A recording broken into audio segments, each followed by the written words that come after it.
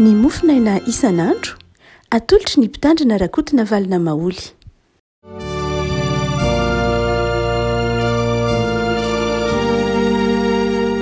Falmiraba tsika riavako malalatra tsy ty sabotsy fa 20 ny volana septambra ity ary manonona ny fiadanan'ny tompo analana zao mofinaina zao atsika ny tokantrano any so tsika isam-batan'olona raha teo ny bokyny Jeremia mpaminany Jeremia toko 2:30 no mofinainantsika io riavako. Jeremia toko 2:30 ny andiny 2:30 ka hatramin'ny andiny 2:70. Jeremia toko 2:30 andiny 2:30 ka hatramin'ny andiny 2:70. Fakitsika amin'aran'i Jesosy. Koa noho izany dia izao nolazain'i Jehovah Andriamanitry ny Israely ny amin'ity tanàna ity izay ataonareo hoe hatolotra eo an-tanàn'ny mpanjakan'ny Babilôna amin'ny sabatra sy ny mosary ary ny andrety madinikana izy. Indro izy angoniko avy any amin'ny tany rehetra izay nandroako azy tamin'ny fahatezerako sy ny fisafoako ary ny fahavenirana be ary hoentiko amin'ity tany ity indray izy ka ataoko mandro fahaizany. Ary izy oloko ary izaho Andriamanina. Teo meko foray sy lalàna iray izy mba atahorany aina landava asoa sy ny sanany mandimby azy. Dia anao fanekena mandrakizay aminy aho dia ny tsy hitsarako amin'ny fanasoavako azy ary ny fahatahorana ahy dia ataoko ambony kosa mba tsy hialany amiko. Eny ho faly amina ka asoa azy dia amboly azy amin'ity tany ity tokoa amin'ny foko rehetra sy ny fanahiko rehetra. Ray masonao manamasinana ny fahamarinana ny teninao ny fahamarinana. Amen. Ny andiny 1:70. Eny ho faly aminy aho ny tompo ka asoa azy dia amboly azy amin'ity tany ity tokoa amin'ny foko rehetra sy ny fanahiko rehetra. Madiva mamarana mikasika ny fahatarana an'Andriamanitra na ny hoe miasa ao anatin'ny fahatarana an'Andriamanitra ny mpino isika ary dia ny bokin'ny Jeremia mpaminana tao am-piaratanantsika dia efa mitondra antsika atsiaro ny fisindan'ny fahatezeran'Andriamanitra eo amin'ny mpanompon'Andriamanitra. Izany hoe rehefa miala rehefa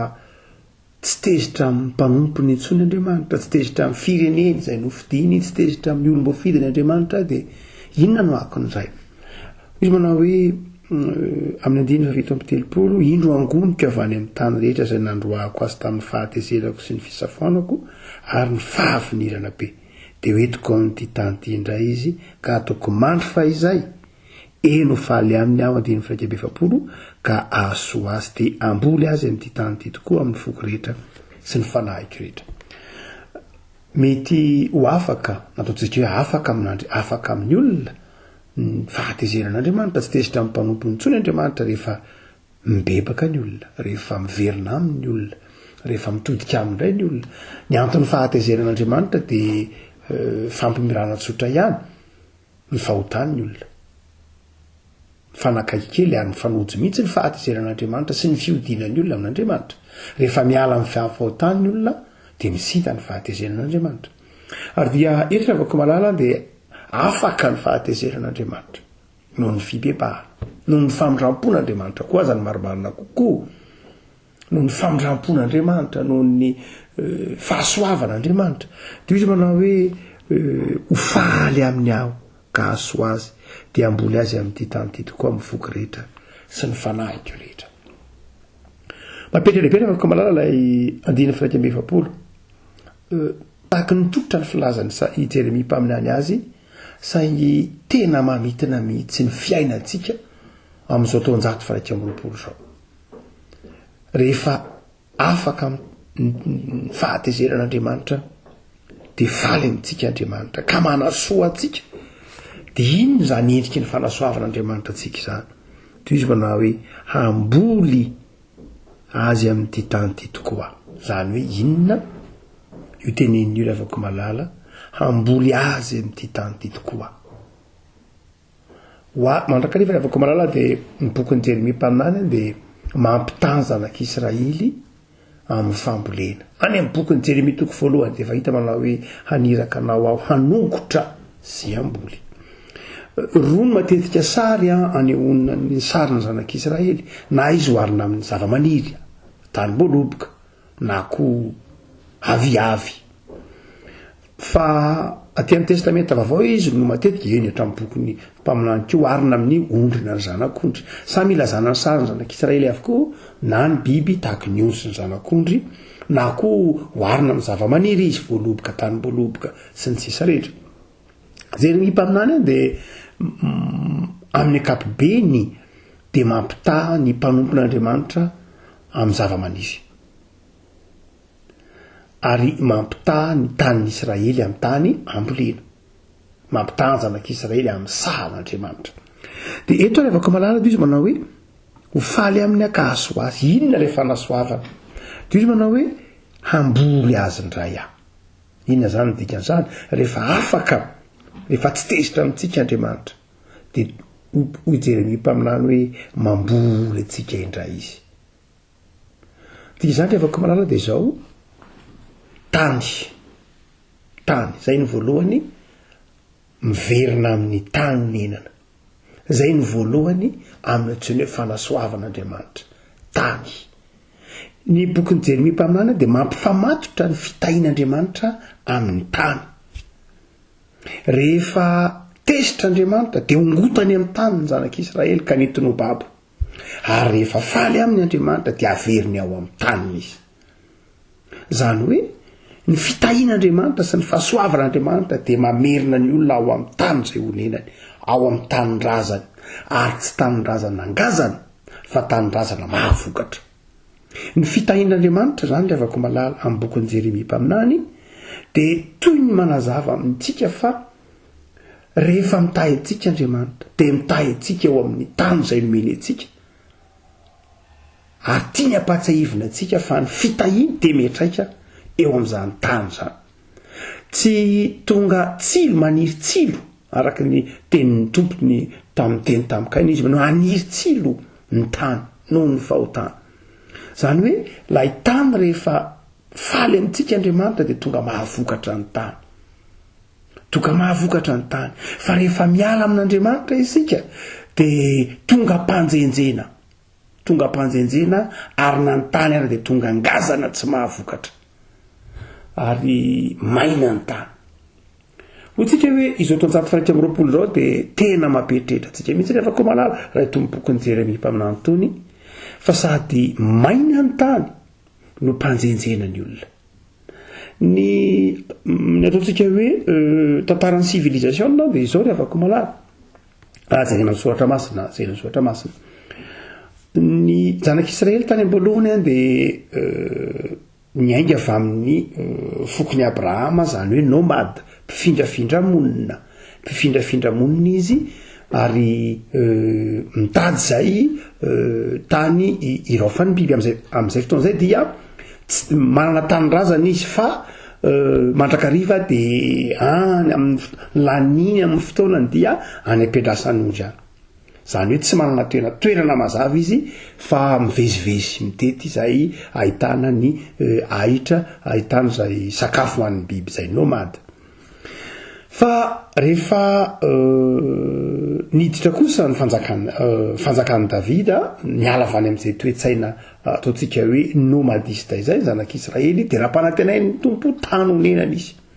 ny tany Kanana dia nampanantenainy manao hoe manomboka izao dia tsy nomady intsony nareo tsy mifindrafindra monina intsony tsy andevo tany Egipta na nomady tahaka ny razanareo tany aloha satria ny fanekem-ponon'ny zanak'Israely dia ny hoe sirianina mpanjenjena ny razanay izay nomadisme izay amin'ny lafiny ara-tsoratra masina dia oarina amina hoe manjenjena tsy manatany ny razana fa ny teny nampananten'Andriamanitra kosa manomboka amin'ny bokiny aty amin'ny tantarany Abrahama dia ny hoe omeko tany razana ny taranakao omeko azy ny tany tondra-dronosy tantely dia manomboka eo dia lasa firenena sédentaire na firenena izay manana miorina amin'ny tany ny civilisation dia nanomboka tamin'ny aloha Davida zany dia niova sata mihitsy ny zanak'Israely lasa niorina tamina firenena anankiray tahaka ny Egyptiana tahaka ny firenena matanjaka tahaka azy dia lasa nanana tany razana izy nanana lapy izy nanana tepoly nanana toerana zay tsy mpanjenjena itsony izy niasa izy na mokatra izy na boly izy sy ny sisa rehetra nanao tondradrano nanao todrano izy sy ny sisa rehetra zany rehefa malala de zao hitatsika ny tantaran'ny Kaina sy Abely io tantaran'ny Kaina sy Abely de maneho civilisation anankiroa civilisation ny Abela zay oarina am'ilay hoe Abela zay mpiompy zay nomadisme nanaraka ny civilisation nomade i Kaina kosa dia mpamboly ary dia io fa nately ny civilisation ny Kaina ny civilisation ny Abela zany hoe ateorina dia ho tapitra ny civilisation ny nomadisme de hiditra kosa ny civilisation ny ataontsika hoe ny fambolena sy ny fiompiana sy ny fitoerana amin'ny tany fakana tany fanaovana zava-dehibe ny tany de hitatsika fa ny aina ny zanak'Israely zany de ito ny tompo nametraka ny zanak'Israely tao amin'ny tany izay nisy azy hatramin'ny andron'ny Davida mpanjaka tsy hatramin'ny andron'ny Davida ihany moa fa hatramin'ny andron'ny Josoa marimarina kokoa ny zarana ny tany na ny mezana ny tany fa tonga tampony faratampony zay civilisation na zanak'Israely zay tamin'ny andron'ny Davida lahatra tamin'ireo civilisation zay zokiny lavitra tamin'ny taona ny zanak'Israely de eo rehefa ko malala rehefa manafatra ny Jeremia mpaminany manao hoe rehefa maditra nareo tsy meno aty averiko mpanjenjena indray ary omezan'ny olona nareo satria iverina ongotako amin'ny tany zay nomeko anareo ary de anjenjena nareo ary tsy vitan'izany fa ongazana ny tany zay ilaozanareo ohatsika manao hoe mampatsipapetritra ny tontato fa amroapolo zao ny kapitalisme zay efa niroborobo ny taonjany ritra 500 taona to 700 taona eo dia efa zazaina hoe nanova efa niova endrika be ihany ary nanjary nametraka toetsaina ny toetsain'ny nomade ao anatin'ny olona amin'ny vanim-potoana ankehitriny io mondialisation io zay fatatsika dia lasa mampanadin'ny olona ny ataontsika hoe ny faka ny tany zany mampanadin'ny olona ny tany lasa manao zava-dehibe ny ataontsika hoe ny fifindra-monina aza ny olona ary be dehibe ny olona eto ambonin'ny tany firenena eto ambonin'ny tany zay lasa mpanjenjena manjenjena ao anatin'ny tany ihany manana tany izy fa ny toetsainy tsy mahatsiaro tsony ao amin'ny taniny izy satria ny ao amin'ny soratra masina avako malala ny tany dia arena ny tany de lova avy amin'Andriamanitra ny tany no hitahin'Andriamanitra fa rehefa am'izao andro natsika am'izao hoe mondialisation zao am'izao andro fanatotony zao de zary adin'ny olona zay toetsainy zay fa lasa ny vola na ny capital anankiray marina fa ny tany anatin'ny capital ihany fa ny vola ny tena no heverina hoe arena adin'ny olona lay tany zay nomen'Andriamanitra azy ary lasa mivezivezy be eto am'izao tontolo zao hitatsika fa ny mondialisation zay fandravana ny ataontsika hoe ny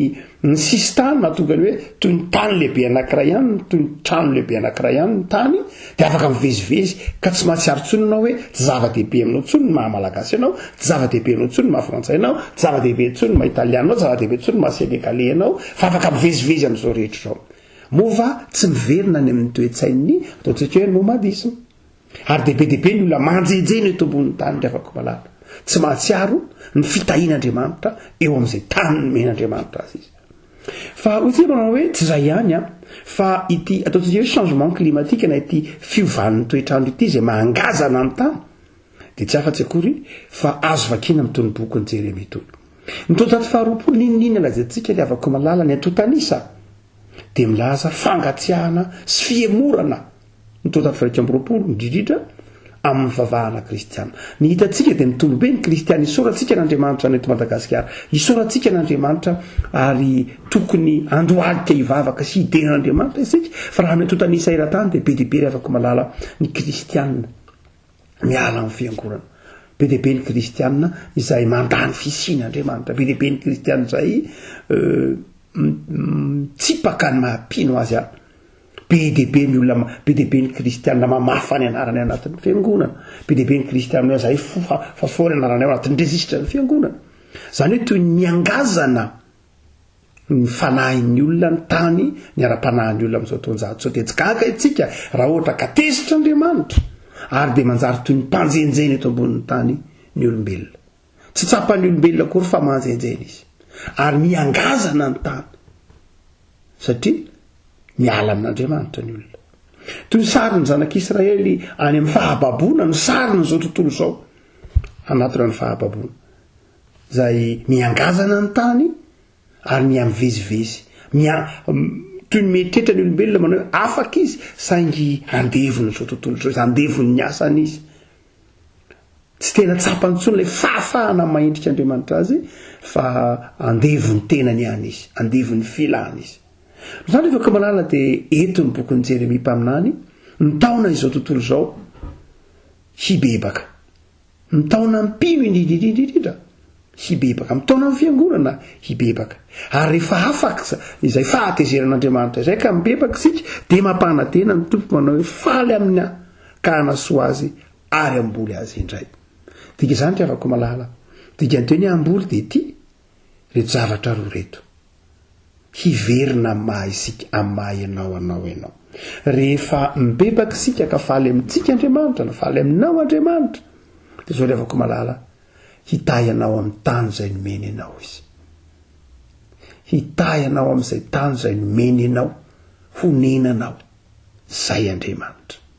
izy manao hoe hanasoa anao dia amboly anao zany hoe ao amin'izay tany ivelaranao ao no amboleko anao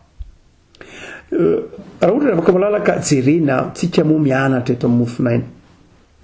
raha ohatra mianatra zava-dehibe zany riavako ny mahafinaritra amin'ny civilisation malagasy raha ohatra malala dia tsy tena mitovy amin'ny civilisation tandrefana loatra hany ka mora mandray kokoa izy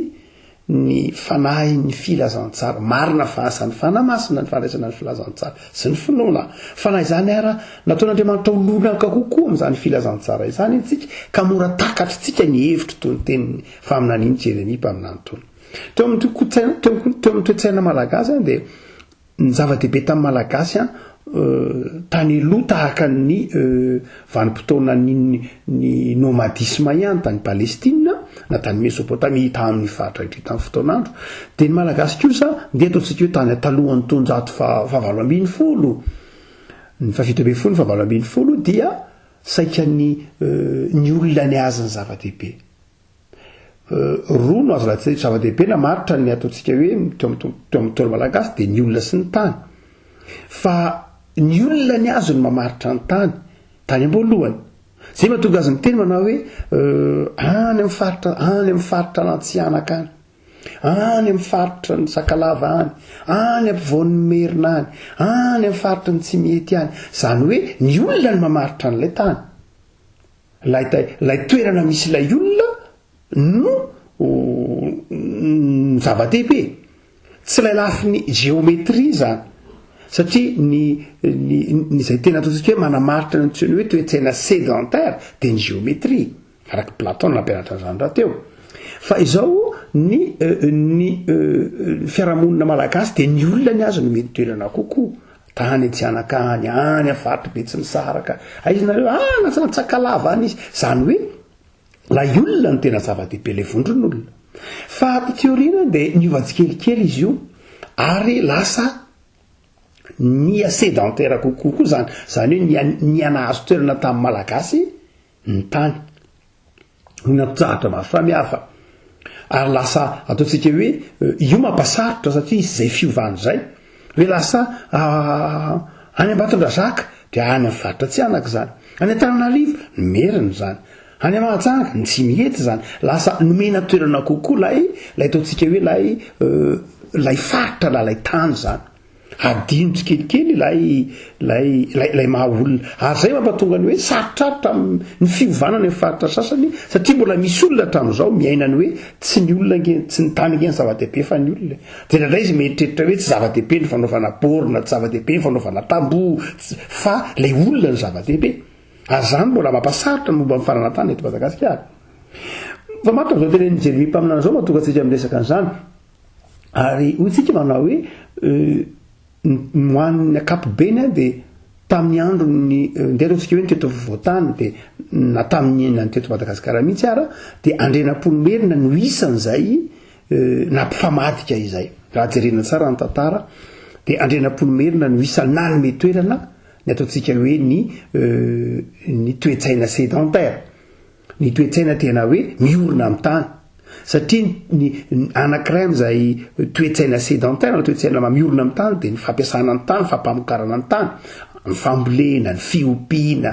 sy ny tak'izany rehetra ary ny fanaovanao zava-dehibe ny zay zantsika teo hoe ny géométrie hoe atretsy ary fantatsika fa na ny dikany teny hoe etrara de tsy vola akory fa tany ny dikany teny hoe etra de zara-tany nomena andrenam-polomerina ny olona tsirairay na ny fianakaviana tsirairay mba havelona azy ka avy amin'iny tany nomena azy iny no manomezany ampahambokatra ho an'ny mpanjaka zay mivikany teny hoe ny etra tsy lay ampahambokatra ho an'ny mpanjaka akory ny etra fefa dika faharoa zay fa lay tany nomena nisy ampianakaviana no atao hoe etra no zany dia isan'ny ataontsika hoe ny famatotra tamin'ny tany nomboka tamin'ny andrenam-polomerina ny civilisation mbola mandeha amin'izany tsika tsikelikely zao hany ka takatritsika tsara ny dikany tony hoe rehefa misy fitahin'Andriamanitra de metraika eo amin'ny tany honenany zany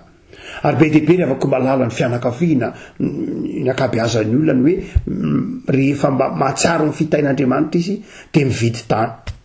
rehefa mahatsiaro ny fitahin'Andriamanitra izy de manao trano rehefa mahatsiaro ny fitahin'Andriamanitra izy de manangana orinasa amin'ny tany ary izay toetsainy zay dia tsy ratsy akory fa tena sarobidy mihitsy tsy zava-tsaratra zany tsy de zay loatra ny toetsainy ny tandrefana tsy tena toetsainy ny tandrefana zay fa tena toetsaina malagasy izay tahaka ny toetsaina tiany ny tompo tsaroany zanak'Israely eto hoe zava-dehibe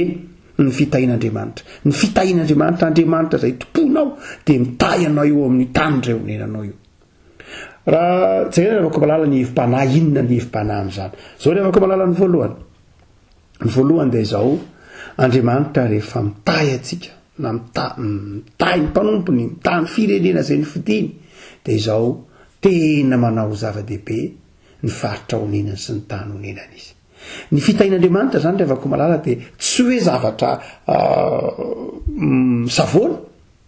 ny fitahin'Andriamanitra de tsy mampisavoana ny olona na mampitsingevaevana ny olona fa ny fitahin'Andriamanitra mampifamatotra ny olona amin'ny tany zay honenany ary azony refesina izany fitahin'Andriamanitra zany no zany rehefa ko malala de tokony mamerina ny fitiavan-tany razana ao anatin'ny olona ny boky ny Jeremia mpaminany ho an'izay mamaky ny Jeremia mpaminany de atsiaro hoe rehefa faly amintsika Andriamanitra de mitahy atsika amin'izay tany honenantsika indrindra mitahy atsika amin'ny tany razana sy homen'Andriamanitra atsika rehefa mitahy atsika Andriamanitra de mampavokatra ny asan'ny tany atsika rehefa mitahy atsika Andriamanitra de manampona atsika amin'izay rehetra honenantsika raha atoka atsombadika izay fanazavana zay de izao matoa ny olona maro-toerana tsara ao amin'ny tany zay honenany matoa ny olona mitombo tsara ao amin'ny tany zay honenany de izao azy refesina ho fahasoavan'Andriamanitra zany ary de izay ny tokony isoran'ny malagasy an'Andriamanitra fa mba nomen'Andriamanitra tany honenany malagasy tsy mpanjenjeny izy tsy mpirenireny izy ary izay toetsainy zay rehefa ko malala ny tokony isoratsika an'Andriamanitra fa ny faharoa de ho ihany bokon'ny Jeremia mpaminany manao hoe amboleko amin'ity tany ity tokoa izy zany avery koa amin'ity tany ity fa zao koa ny amboleko raha tena jerena ny Cyprien le teny de hoe amboleko izy ka haniry eto amin'ity tany ity tsy hoe omena azy fotsiny le tany ka aven'Andriamanitra hongazana fa avelako hitombo izy zany ahavokatra izy raha toa ka mampitany ataontsika hoe ny testamenta vaovao mampitany fiangonana na ny mpanompon'Andriamanitra na isika amin'ny ondry sy ny zanak'ondry de satria noho ny hoe Jesosy Kristy tompo ny mpiandry ondry ary tsika mpivahiny eto amin'ity tany fandalovana ity zay mazava fa zany akory tsy milaza hoe tsy zava-dehibe mihitsy ny tany honenana ry havako raha misy olona tokony hanao zava-dehibe ny tany razana de ny kristianina ary ny kristianina de tokony hatsiaro isotra an'Andriamanitra ny amin'ny fikelezanainany ny hafananany zany ny fitombony eo amin'izany tany men'Andriamanitra zany mampahaela rehefa ko malala ny mahita firenena maro zay tsy manao zava-dehibe ny tany zay ny men'Andriamanitra azy ary zany tokony tokony ho ao an-tsain'ny kristianina tsirairay avy le afako malala ny fanaovana zava-dehibe ny tany zay nomen'andriamanitra ny lova zay nomen'andriamanitra dia Madagasikara nomen'andriamanitra ny malagasy nomen'andriamanitra antsika toy ny afako malala ary eto dia miteny manao hoe ny tompony ho faly amin'ny akaso azy zany raha miteny tsika hoe tanindrazantsika avy amin'andriamanitra Madagasikara dia tokony ialana didy isika le afako malala ikolokolo zany tany zany ny anankiray afako malala ny amin'ny filazantsara amin'ireo filazantsara efatra dia Matio Marka no miteny manao hoe mandehana amin'ny tory ny filazantsara ary tsy amin'ny olombelona rehetra fa amin'ny zava-boary manontolo mihitsy amin'ny Matio no hoe amin'ny firenena rehetra sy ny tahaka izany lioka manao an'izany fa i Marka ihany no miteny manao hoe mandehany ianareo fiangonana rehefa mandray ianareo torio ny filazantsara amin'ny zava-boary rehetra zany hoe hatramin'ny tany sy ny zava-boary eo aminy izay ataontsika hoe fomba fijery amin'ny teny frantsay hoe holistique zany hoe ny filazantsara dia tsy hoe miatraika amin'ny olona tsirairay ihany fa miatraika amin'ny tany honenan'ny olona sy ny zava-boary rehefa mandray miova kristianina ny olona rehefa mandray an'i Jesosy ny olona ho tompo sy mpamonjy azy dia miatraika tsy amin'ny fiainany ihany zany fa miatraika ny fifandraisany amin'ny tany izay omen'andriamanitra azy tsy mitovy mihitsy ny mpanompo sampy mamboly sy ny mpino mamboly tsy mitovy raha ity boky ny Jeremia mpaminany ity itsika mamboly sy mahavokatra noho ny fitahian'andriamanitra zany dia afaka malala ny tokony ho adinoan'ny kristiana dia ny fieverana ny tokony ho azaitsika zany dia mandrakariva dia ny hevitra fa ny filazantsara dia tsy hoe teny mamelona olombelona ihany fa teny mamelona ny asan'andriamanitra manontolo mihitsy ny zava-boary zay rehetra eo aminy zay mahatonga ny tompo eto miteny manao hoe ho faly amin'ny akaso azy ary amboly azy amin'ity tany ity ny fibebahan'ny olona dia nahatonga ny fitahian'andriamanitra eo amin'ny tany ka nampahavokatra ny tany indray ingrery avako malala ho takatritsika ny fitahian'andriamanitra sy ny fitiavan'andriamanitra ary tokony eritreritra isika fa raha miakarakaina ny tany raha tsy mahavokatra ny tany dia tsy planin'andriamanitra zany fa ny planin'andriamanitra amin'ny fiainan'ny olombelona dia izao mahavokatra eo amin'ny tany izay misy azy izy ambinina amin'izay tany izay misy azy izy fa raha tsy ambinina amin'izay tany misy azy izy marina fa eo ny fizantoetra fa indrindrindrindra sao dia akaiky azy ny fahatezeran'andriamanitra fa ny faharoa sady farandriavako malala dia hoy ny Jeremia mpaminany manao hoe dia hamboly azy hitahiry azy amin'ny foko rehetra sy ny fanahiko rehetra